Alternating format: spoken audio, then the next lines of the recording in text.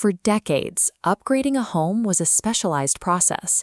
You hired separate experts for every specific system, from roofing to wiring to plumbing. But the industry is consolidating. We are seeing a trend toward one-stop shop home energy contractors that bundle multiple utility services under a single provider. Solar Installers of Florida, or SIOF, reflects this move. After 20 years of focusing strictly on solar and battery backups, they recently acquired their HVAC licensing to install heating and cooling systems in-house. This creates a specific tension for homeowners. When you buy multiple systems from one company, you are choosing a unified ecosystem, but you are also choosing contractor lock-in over competitive bidding. Consolidating your home upgrades forces a choice. You have to decide whether you want to prioritize direct control over individual costs or prioritize convenience through a single provider. In the traditional piecemeal approach, you gather separate bids for an HVAC unit, a plumbing upgrade, and a solar array. The primary outcome of this method is financial precision. By forcing local trades to compete on every specific installation, you can secure the lowest market price for each individual component. The trade-off is that you become the general contractor. You must coordinate schedules, managing separate warranties, and resolving disputes between trades. The one-stop shop method directly counters this. If one company installs your solar panels, your battery, and your air conditioning, you have a single point of accountability for the entire system. This matrix shows the logistical difference. The left side reflects the traditional approach, multiple independent channels and separate service agreements. The right side shows one central point of contact. But bundling services sacrifices your ability to comparison shop. You pay a premium for integrated management.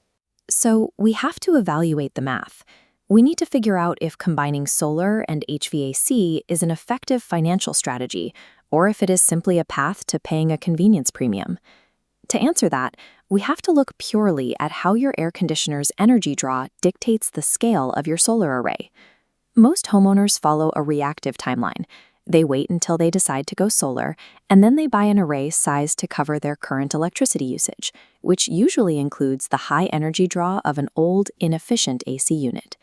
This chart shows the baseline ratio. The old AC's energy use determines the required size and cost of the solar array. But look at the integrated sequence. By upgrading to a high-efficiency system first, your home's overall energy consumption drops. Because your home now uses less electricity, you can purchase a smaller solar array and still reach a 100. This strategy requires higher upfront capital because you are replacing an AC unit that might still be functioning. However, it results in a lower total cost for the solar system. The math is clear. Shrinking the HVAC load to reduce the solar array size is a sound strategy, whether you hire one company or several separate ones to do the work. Upfront installation is only half the equation. The rest of the evaluation comes down to how you handle maintenance over the next 10 to 20 years. This is where we see managed lifecycle service models stepping in. SIOF, for example, uses the Lightreach Comfort Plan to bundle HVAC services. The core of this model is a full-service labor and parts warranty. The goal is to remove the burden of unexpected repair costs and maintenance scheduling. It represents a shift from traditional ownership, where you are responsible for the hardware, to a managed service model where you are paying for guaranteed system uptime. Contrast that with a pay-as-it-breaks approach. If your AC system fails, a managed plan covers it, while the traditional approach requires you to find a technician and pay the current market rate for repairs. A managed plan provides predictable costs against catastrophic failures. However, if your system runs reliably for a decade, you will likely pay a higher total lifecycle cost compared to self-managing your own repairs.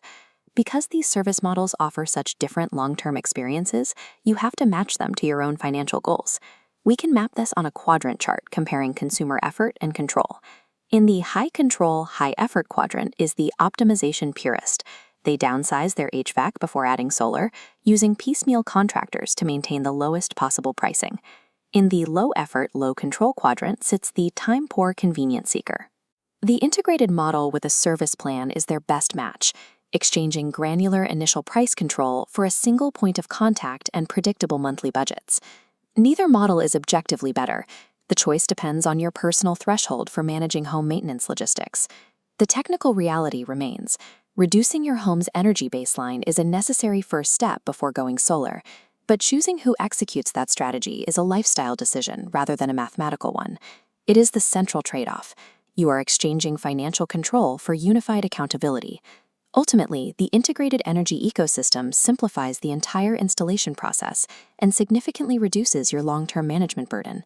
But before signing a comprehensive contract, you must explicitly assign a dollar value to your own free time. Only then can you determine which path is worth